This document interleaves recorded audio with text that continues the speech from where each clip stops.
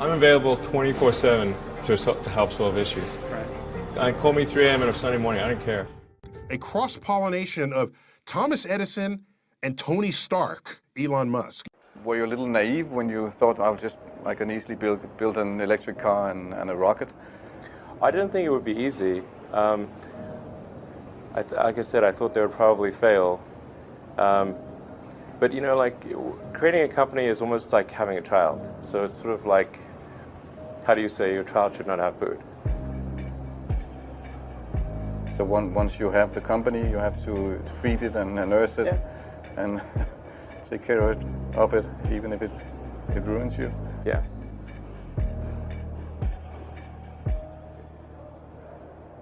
But suppose there were some tough times in 2008, end of 2008. How did you get through that period of crisis? Yeah.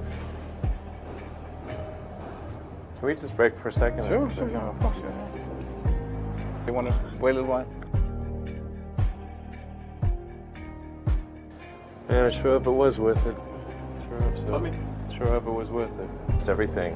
And I was borrowing money from friends to pay the rent.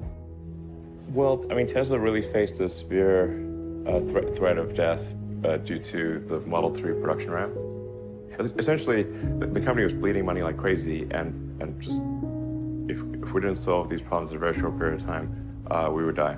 And it was extremely difficult to solve them. How close to death did you come?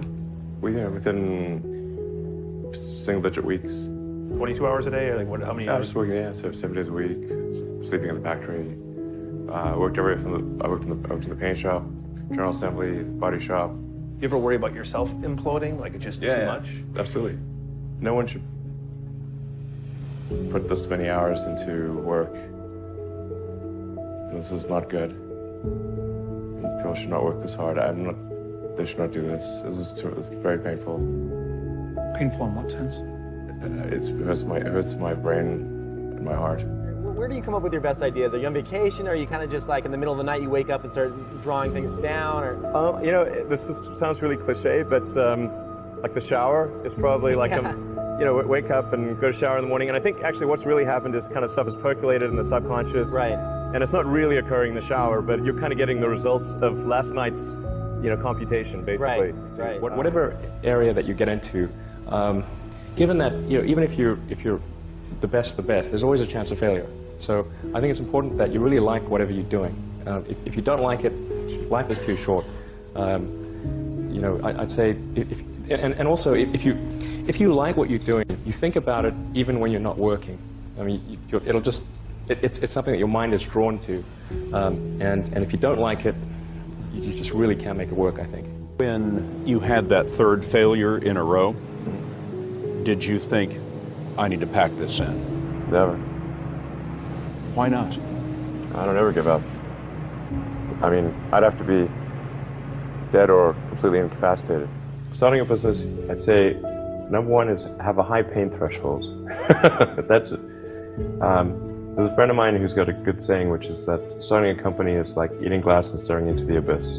Okay, that's generally what happens, because when you first start a company, there's lots of optimism and things are great, and then so happiness at first is high. Then you encounter all sorts of issues, and happiness will steadily decline, and then you'll go through a whole world of hurt.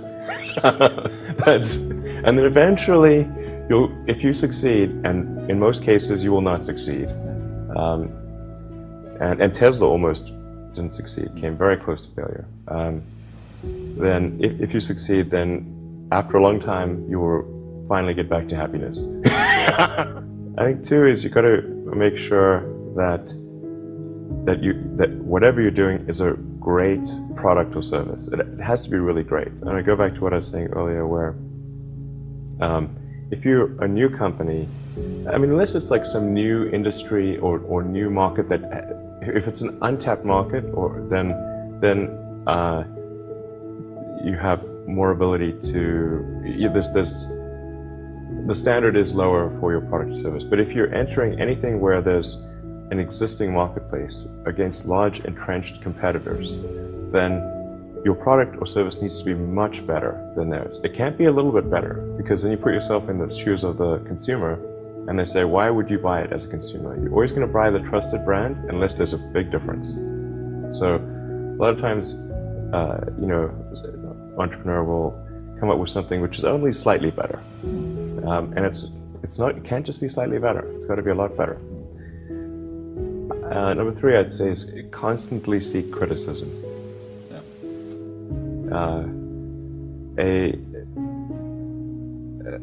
A well thought out critique of whatever you're doing is as valuable as gold. And you should seek that from everyone you can, but particularly your friends. Usually your friends know what's wrong, but they don't want to tell you because they don't want to hurt you. So lift you up, sort of. So they'll say, oh, I would encourage my friend, so I'm not going to tell him what I think is wrong with his product. It doesn't mean your friends are right, but very often they are right. And you at least want to listen very carefully to what they say. And to everyone, if you're looking for, basically, you should take the approach that you're wrong. That you, the entrepreneur, are wrong. Your goal is to be less wrong.